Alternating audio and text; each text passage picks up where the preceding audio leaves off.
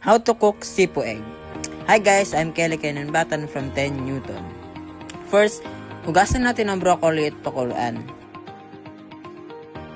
And then, hugasan ang manok. Lagyan ng spices, pakuluan.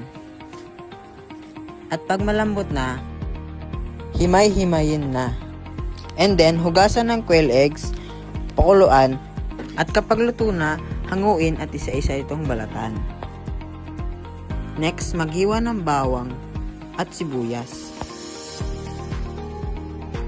Hugasan ng hotdog at ham at saka hiwain na rin ito. Time to cook, maglagay ng konting butter at hinaan ng apoy para hindi ito masunog.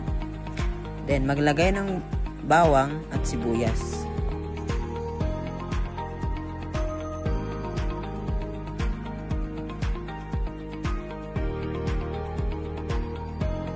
Ilagay ang ham tsaka hotdog.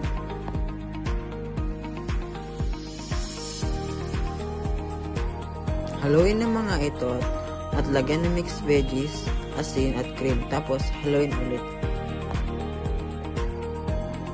Takpan at pakuluan. At ilagay ang quail eggs. But wait, nakalimutan ko ilagay yung manok.